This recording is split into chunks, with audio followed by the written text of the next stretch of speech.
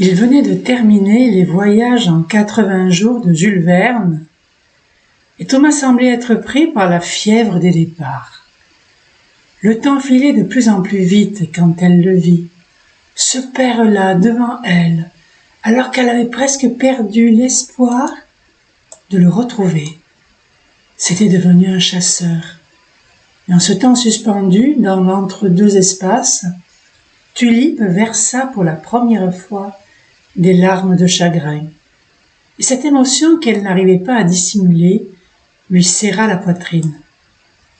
Thomas lui tendit un papier et un crayon. « Écris, lui dit-il. Tu sais que les animaux ont des regards presque humains, dit-elle à Thomas. Presque humains, dit-il. Non, plus qu'humains. C'est là la part sauvage de notre monde. Un vrai miracle qu'il soit encore vivant. Cela dépend aussi de nous.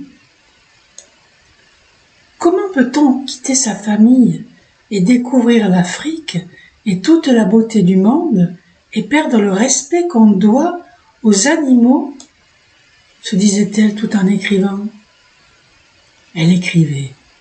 Papa, je ne suis pas arrivée à combler ton absence. Tu as laissé un vide immense. Rentre et protège la beauté sauvage du monde. Thomas eut à peine le temps de glisser la lettre dans la poche arrière du pantalon du père de Tulipe que les deux enfants furent éjectés dans la librairie où l'attendaient Balthazar, Hector et Boris. C'est Boris, le libraire, le premier, qui consola Tulipe.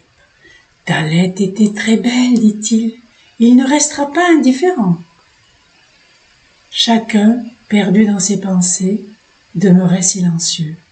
Puis ils éclatèrent de rire. « Imagine un peu la tête de ton père quand il va lire ta lettre. » À cet instant, derrière la fenêtre de la librairie, une biche fit un signe. « Ton père revient, cria Balthazar. La forêt le sait déjà. » Tulipe fut arrachée à sa rêverie par cette déclaration tonitruante du perroquet. Les trois mousquetaires perdirent leur équilibre sur l'étagère. Thomas reprit sa lecture de Jules Verne en croyant au miracle de cette librairie.